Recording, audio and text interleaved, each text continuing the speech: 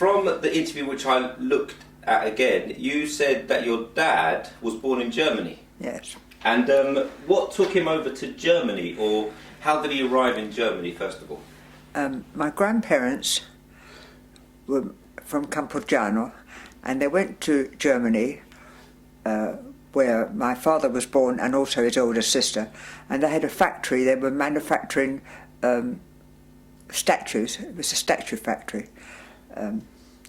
What did they use in those days? Anyway, it was making statues. That's what they did.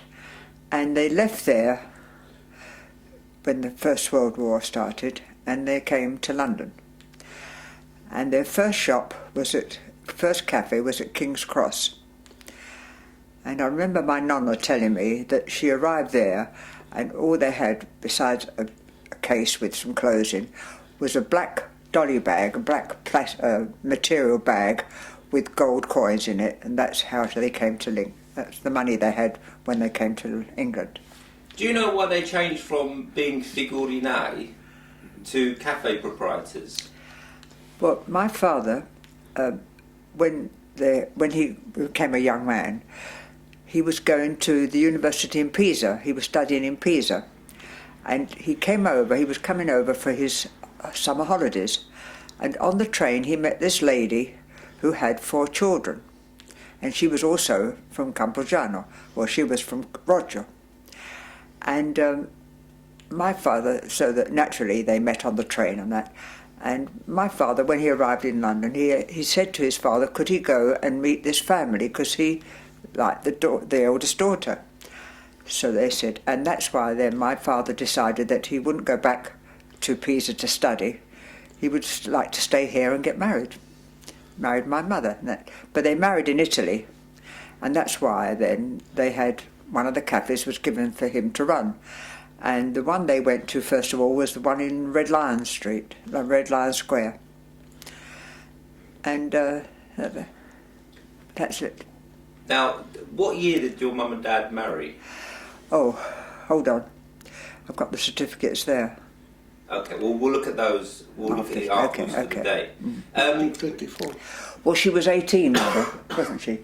So, and it must have been about 1924, 25, 1924, 25. Because then 24. You were born in 1920... I was born in 1926. Right, okay. Yes. So, in this period of 1926, and up until the outbreak of the Second World War, your parents had yourself and a brother? And my brother, yes. So 2 children? Yes. But you weren't in the family household because you'd been sent to boarding school? Yes. At the age of 5 I went to boarding school. That was a convent boarding school at Wanstead. But then they opened up an Italian school. My brother and my cousins all went to a school, a convent school, but in, where is it, Burdett Road, isn't it, Mario? Mm. Burdett Road, well, it's Commercial Road, it's there on the way to Poplar. It was called Harrow House Convent. Then they opened up an Italian school at Hyde Park, opposite the Royal Albert Memorial. And a coach used to come and pick them up in the mornings and take them to school and bring them back at night. Very good education they all got there. But they decided to leave me at the convent because I was there and happy there, so they left me at the convent. And then they opened up another school, the Italian school, also at Highgate. And there they had boarders, but my brother didn't go there. Then we were all, actually my father was a fascist, and we were all, like my brother was a piccola balilla, or I was a piccola italiana, although I was tall and lanky. And we used to go to all there was the sports grounds at Edgware, where they used to go, and it was quite something. And we used to go to the Littorio. My mother used to go there 1 day a week. Of course, working in those days in the cafe was very hard, much harder than today. They haven't got all the facilities they got today, and the cafe was open from 6 o'clock in the morning till midnight, 7 days a week. And Christmas Day was the only day that they closed. In fact, I only found this out the other day, the big shop at Poplar, my grandfather on that day used to just cook a Christmas lunch for the poor people of Poplar. And he put white tablecloths on the table. And when they opened the doors at 12 o'clock to let them in, when these people, these down and outs came in, they were so shocked to see white tablecloth on the table, they thought, oh, that's not for us, and they went out. So they had to, one of the sons went out and called them back and said, no, come on, this is for you. I thought it was a lovely story. Yeah. These are the homeless people? These were homeless people in those days, or poor people, you know. And that's what one of my cousins was telling me the story the other day. He said to me, Rita, do you remember... I said, well, I remember going to Poplar for Christmas lunch, but I don't remember, you know, this particular story. He said, oh, yes, he said. And of course, you can imagine, they put, because it was a very big cafe, wasn't it, Mario? How many did it seat about over 80 at least? Yeah, it was double-fronted. Double-fronted shop, right there, opposite, can you imagine, the Blackwall Tunnel, as it was in those days. And up above the first floor, we had one of these big signs, Bovril, and it used to light up. And if you used to sleep there at night, you could see all these lights going on and off, you know. And of course, they had to pull it down when they built the other Blackwall Tunnel, you know. But I think it was a lovely story. That. Getting back to this, when you say your dad was a fascist, and you were members of the Balil and the Piccolo Italiano, what exactly did that involve? Well. One of the good things they used to do is, I always remember, going to Victoria Station in the summer, and Italian children from poor families were taken to Italy to go to the Colonia in Italy for summer holiday. And I thought this was one of the good things they did. And then we had the Littorio there in Charing Cross Road, which was the Italian club. My mother used to go there one day a week, and they used to do sewing and that for the poor, or they had the club there where they play cards, my father. And I remember going there one Christmas for a Christmas party, and we were all given presents. Mussolini sent presents over. I suppose you've heard the story that our parents gave up their rings, their wedding rings. This was for the war in Abyssinia? For the war, yes. Okay, so did your mum and dad give up their wedding rings as well? Yes, right. Mm-hmm. And in return they had like a metal ring, wasn't it? They had a metal ring. And then, so that was that. And we got a brown carrier bag, and in it was a horrible, a jumper made with very cheap wool, you know that. And of course, we were made to wear them. My brother hated it because it was scratches, but he had to wear them. And there was a pair of slippers, and I remember some kind of a toy, but I can't remember what the toy was, and a bag of sweets.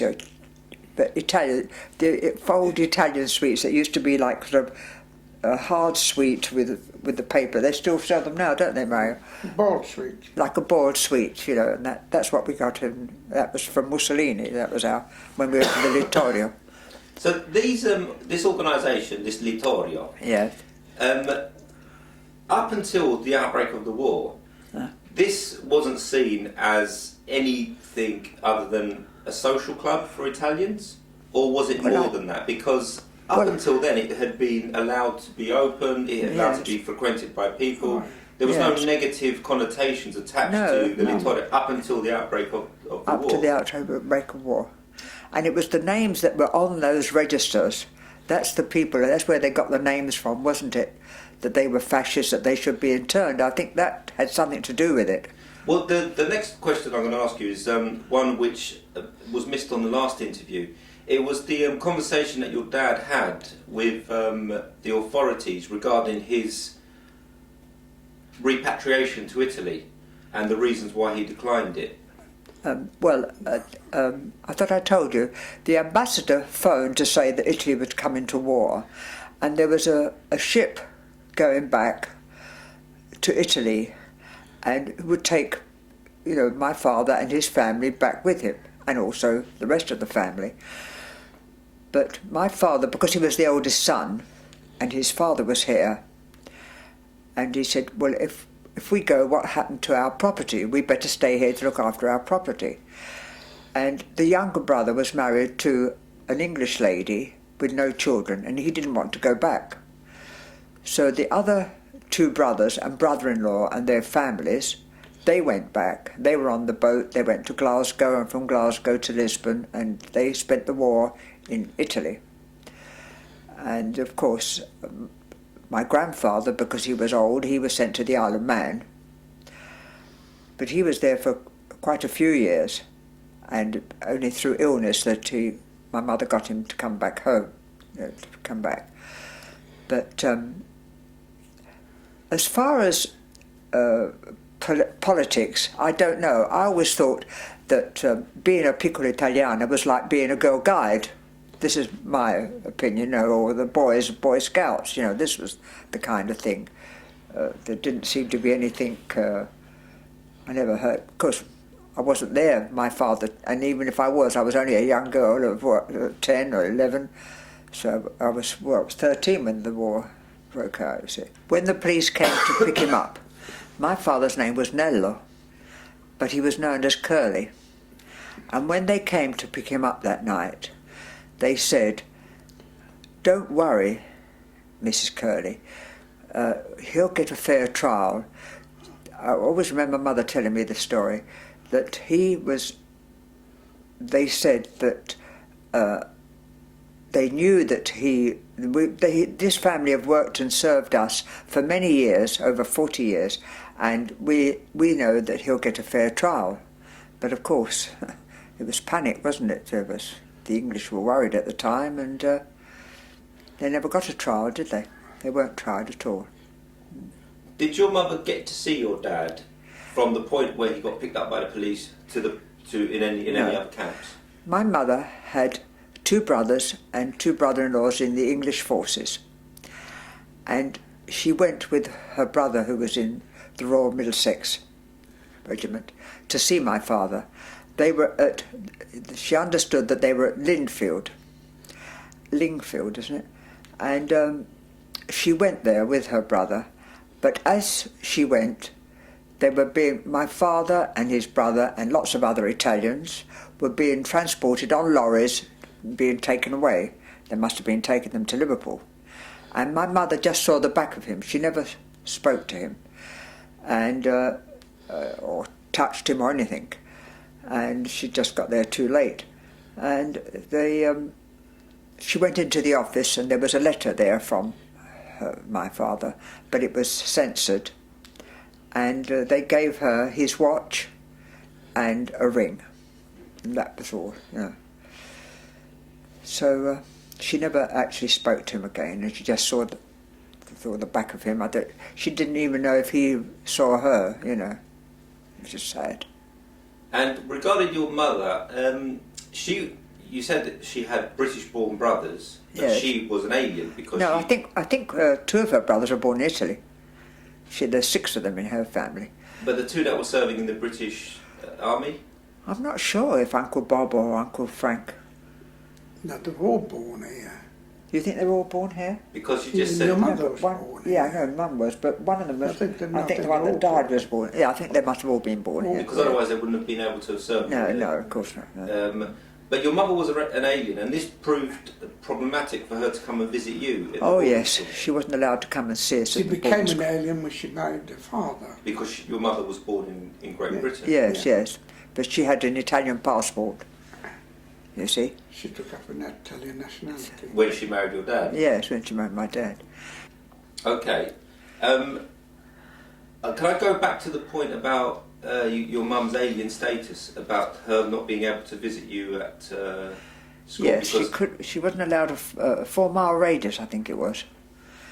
And also, when Italy came into war, they closed the Italian schools. And the headmistress, she was on the boat, went back. She wanted my father and mother to, but of course they didn't, for reasons I've told you.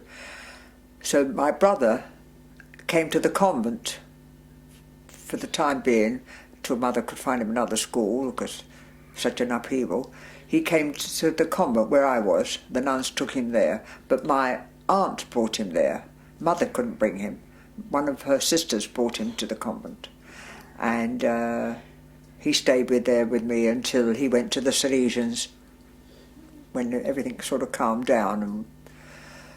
And you first heard about Italy entering into the war by one of the nuns? Yes, Reverend Mother called us into there were 3 of us girls, boarders, and she called us into her office, and she told us about this, and she said that if any of the other students or day pupils or boarders were abusive or nasty to us, that we were to report them. But of course, nobody said anything. And I didn't know that, my father had been taken away until my aunt brought my brother. In those days communication wasn't like it is now, And of course I asked Raoul, I said to him, but Raoul, you were there when Dad was taken away, what happened? He said, you've got to remember that I was only, 8 or 9, and I most likely was up in bed asleep, So he didn't remember anything about it at all. Now, I know you didn't experience any anti-Italian sentiments from the school. Yeah. Obviously, the government took these measures against Italian male residents. How about the public with regards to the shop? Because we've been talking about people throwing stones. Was there any of that activity going on? Yes. My mother then, she went to open the big shop at Poplar because that was their freehold. And she opened the shop with her 2 sisters went to help her. And as they opened the shop, they were throwing stones at the windows and that. And it was the tram drivers and conductors. They stood outside and they said, this family again has served us, leave them alone. They're doing a good job. And of course my mother then was able to carry on working and serving customers. And because it was right opposite West India Docks, there was a lot of bombing there and one thing and another, incendiaries. And they had a very big cellar. And there was a copper boiler in this cellar.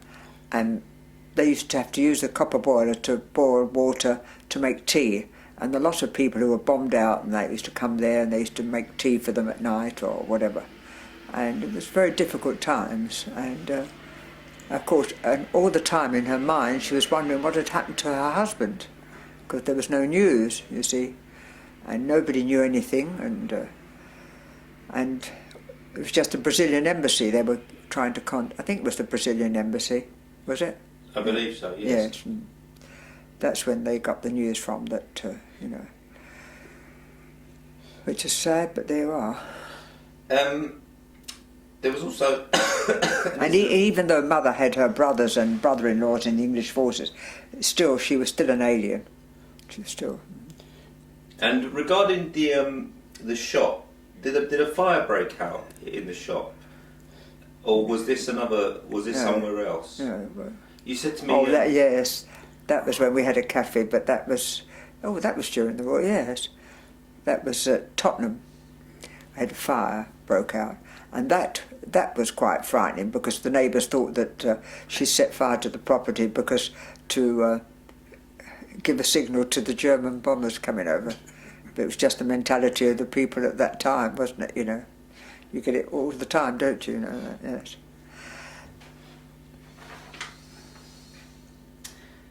One point I think is lovely, my grandmother, on a Friday night, there were always fights in the East End of London, outside pubs and that.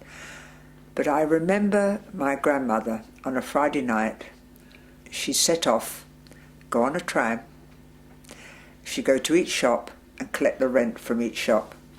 She was never mugged or hit. And the other thing I wanted to tell you was, and another thing I remember, my grandfather had a big white moustache and waxed at the ends. And the tram drivers would get off the tram and they'd got a little tin thermos, a little tin thing with a cup on the top, wasn't it? And they'd slide it down the counter and this big stainless steel teapot, and they'd pour the tea in, and my father saying, look at those bubbles on the top, Rita, that's all money. and they'd slide it down the counter again, big marble counter, long marble counter, and then grandfather would be there and he'd take the money and they'd run out, jump on their tram, ding, ding, ding, and away they go. That's a lovely story, that. Fond memories. Yeah, lovely, yeah, I can just see it now, lovely, yes. And then when I used to come home from boarding school, I used to go into the cafe with my father, and I used to stand, I always remember, stand on a biscuit tin to take the money. But we were never allowed to talk Italian. Always talk English, don't talk Italian. So my Italian I learnt with my grandparents, you know, or my parents when I wasn't in the cafe. They employed all Italian staff in the cafes, £1 a week, live in, right, half day and every other Sunday, right. We had a little Neapolitan, I've got to tell him this story. Brought them over, they used to bring them over from Italy. He arrived, and this is months later, we were talking on that, and he used to say, he arrived at Victoria Station and he called out, Facchino, Facchino. And that was that. Then he said, I can't understand the English language. He said, Facchino, Facchino is a porter, swear word. He said, le strade larghe larghe lo chiamano street street. The autobus che sono alti alti grandi, quelli lì lo chiamano basse basse, but, you know, with Neapolitan accent. What was the other one, Mario, the fourth one?